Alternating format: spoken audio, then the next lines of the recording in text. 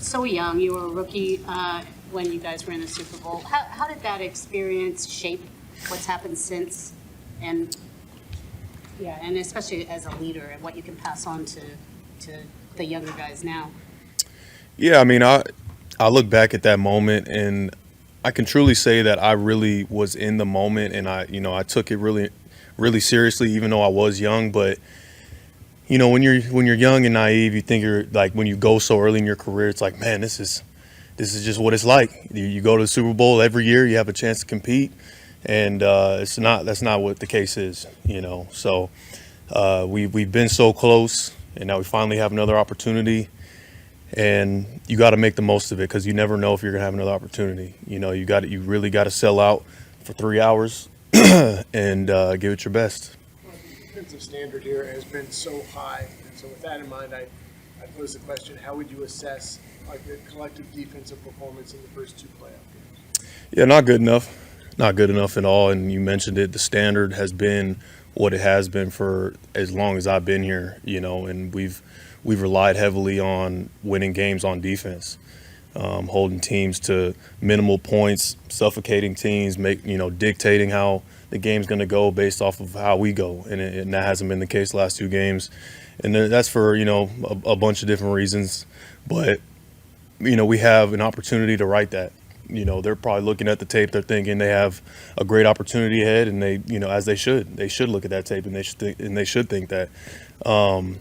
But to say that we have, a great opportunity to correct that and make sure that we give our best performance in the Super Bowl, I think that's exactly where our mindset's at. What's been the issue with the run defense in particular? I think they're giving up like 5.6 yards per carry in the playoffs, which is so unlike you guys. Yeah, I mean, it's a collection of things. I think on any given play when we're not executing the right way, it's just either one guy out of a gap.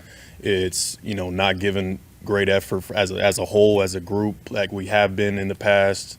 When you're playing violent, you're playing fast, you're playing with great effort, that cleans a lot of that stuff up. So it's from an execution standpoint, from a standard standpoint, like we just got to make sure we get back to that. In this game, you've played in this game now before. What did the one experience that you had in this game, teach you about maybe your approach the second time around? You got to play a full 60 minutes. To say, we're up by 10 points late in the game, and I'm thinking, hey, like we're about to win us a Super Bowl, and that thing switched pretty quick, and that scarred me for life. Like, because now to this day, it doesn't matter if it's a preseason, regular season, playoff game. I never start getting excited until that clock hits zero. And so that's got to be the mindset. Playing all the way to the very end because they got a pretty special guy back there throwing the football, and we got to do our best to stuff them. Scar you for life. The fact that it's the same team, same coach, same quarterback, even the same color uniforms they're going to wear that day. What emotions does that bring, and how do you channel them?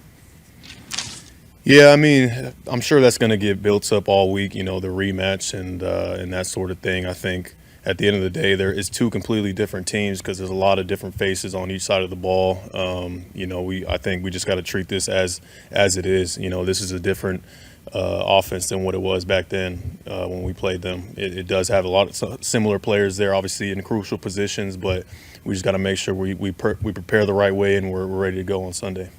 After that Super Bowl, you felt like you said after that Super Bowl you felt like you could get back there. This is just kind of the mindset becomes like, oh, it's easy to get back here because you did it so young in your career. What was the most difficult part of getting back there over these last few years? Whether it was COVID year or coming up short in the NFC Championship, what has struck you the most about that climb back? Yeah, I mean, every year is kind of different. I think you think back to 21, we barely scraped into the playoffs on that last game of the season and fought our way to the NFC Championship game and lost to a really good Rams team who went on to win the Super Bowl. And then last year we lose our quarterback in the NFC Championship game, don't really have a chance at it. And then this year being down in both games in the playoffs to then come back and win them, I think in every single one of those situations it's just been different, even going back to 19. So every year is different. You got to find a way to win and get over that hump. It comes down to one or two plays in the game in the playoffs and even into the Super Bowl. The Ravens have a very good defense, really good linebackers. They knew that they had to stop Travis Kelce in that last game, and they didn't. What makes that so special for the Chiefs, that quarterback tight end relationship that they have? Yeah, I think they obviously have as great a bond as any, 1-2 punch in the NFL, like from a quarterback and skilled player position, maybe in history. I think the fact that they know Pat knows exactly where Kelsey's going to be on every given play. Kelsey having the confidence and the trust in Pat that he can run his routes a certain way where it's not necessarily going to be by the playbook. He's just going to try and find open space, and they can, they can just kind of have a feel out there on the field. You can go into a game saying, we're just going to double them, and that's going to open up other things. So you want to try to stay true as well as contest that. But, yeah, I mean, they're obviously one of the best to do it. When you went in the locker room at halftime Sunday, did you look at a stat sheet where you like, we gave up 280 yards at the first half? No, I didn't. I didn't want to look at the stat sheet. I'm sure that would have really compounded on top of the feelings that were already there. But I mean, I knew it wasn't a good half at all. And yeah, we had to switch some things up. You have to play 60 that minutes. adversity that you faced in the last 2 games, how much does that help giving so much more consistent effort going forward? Having gone through the adversity as a team or on defense. Yeah, on defense, I think, like I said before, like this is an opportunity in my eyes to correct the wrongs that we've had. I mean, you talk about, even though we played the way we did and still found a way to win with the offense that we got right now, it says everything about our team and about our chances of winning this game that's coming up. Because if we do shore up the things that we need to do, if we do come out and we play the defense that I know that we're capable of doing, I know we have a great chance of winning the game. Right, I think Dre played with a ton of passion, and you can see it on the film. If you're watching that film and you see somebody going half speed or loafing, are you the kind of guy that gets in a guy's face and says, hey, that's not acceptable, that's not our standard? I think it's the thing that is more meaningful than just trying to get on specific guys, I think, is being the guy that shows consistency and is the truest example of exactly what we're looking for. I can look at plays in this past game where I wasn't fully giving my 100% effort, and it's like, who am I to sit there and talk down on somebody else when I wasn't all the way there, you know what I'm saying? So I'm always trying to look at myself first in the mirror and make sure that I'm the example. Today when we're out there to practice, how do you look in practice right now? Like, how do I look, and what example am I giving to my guys for what we're trying to look like on Sunday? It's not just going to happen just because we talk about it. It's got to be something that you do day in and day out, and we have that opportunity today. Trent's locker situation is unique. Yes, it is. I think to the uninitiated, who would be like, well, who's this guy? But I guess, what does it say about him and his status on the team that I don't think anyone begrudges him his real estate? Yeah, it is funny that, it really doesn't get talked about much. We just kind of walk by and we're like, yeah, this is just kind of, Trent's little mall that he has right here. It's, just kind of his own little area. He's already got a gold jacket to his name, so I'm pretty sure he can do whatever he wants in that locker room, and guys are not going to say much about it. But when you talk about learning from the last Super Bowl, how important it is to play 60 minutes, how helpful is it to have someone like Charvarius Ward on the defense that has been through that and won a Super Bowl? Yeah, it's just helpful to have a Super Bowl champ on our side. A guy who is a Pro Bowler and an All-Pro and has been outstanding for us this entire year. I'm really proud of Mooney, the way that he's competed and played this year. And obviously he's been there, he's done that, and having that veteran presence in the secondary is going to help on that side of the ball, or just in that area of our defense. And we're going to need him big time come Sunday. You faced Mahomes 3 times. You haven't beaten him yet. What's the key to defending him?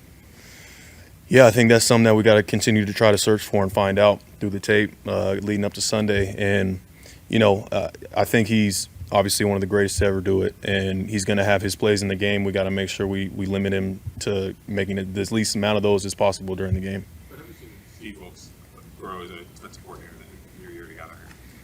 Yeah, I think just the thing that's been so great with him and with me and the entire defense is the flow of communication and continuing to, to talk through things. I think him obviously coming down from the box to the sideline, me and him talked about it. It's not about just like, the whole energy of him being down there. It's more so about just being able to look each other in the eye and in those crucial situations where it's like, hey, what do you want? Like, what do you want? He's asking me, like, what do you want to play here? It's not about just giving a call and making us play it. It's like, no, we're fully into this thing together. We're we're going to ride it out all the way to the end, and we have an opportunity to finish this thing the right way. It's been a lot better in the second half. With these two playoff games, is he a guy who makes a lot of halftime adjustments, or how do you explain the better performance in the second half? Yeah, I mean that's consistent as long as I've been here. You know, I feel like even last year, even though we had the number one defense, like there were times in games where like the first half just wasn't working for us, and we made like one or two changes in terms of just what we were calling, you know, simple adjustments, and then we start snuffing people out, and it's like, dang, like D'Amico's a genius. He made all these changes, and it's like, well, we made a couple changes, but it was just like a matter of just getting in the flow of the game and executing and just making a couple of adjustments. And I feel like that's been the same case here. It's not like we did a whole bunch different in the second half. It's just guys started playing, you know, and being more aggressive and stopping the run. So that puts more pressure on Goff, getting 3 and outs, getting a takeaway, like those little things like that. Did you get a ring 2019 for NFC Championship, and where is it, and what are your thoughts on it? Yeah, I don't know.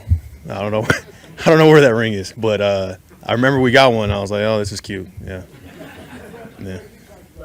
You got Super Bowl second year, like, oh, this is the way it goes. Because Trent is like 52 and he's Right. going to his first Super Bowl. A lot of Trent today. Yeah, our secret. But do you have any sense of like just his journey, like having talked to him since Sunday, or you just know how much this means to him? Yeah, I mean, I think we can all kind of sense how much it means to him, and you can sense it in the way that he speaks to the team. He always talks to the team right before we head out for the game, and and just the emotion that he plays with, the way that he plays, and the emotion he showed after the game, even after winning the NFC Championship, knowing that he has an opportunity to go to the Super Bowl. It means a lot to him just because at this point in your career, year 14, having done everything, did all the Pro Bowls, all pros, and all these sorts of things, like you want to do something that is going to cement your legacy forever. Like being able to win a Super Bowl is everything. So I know it means a lot to him.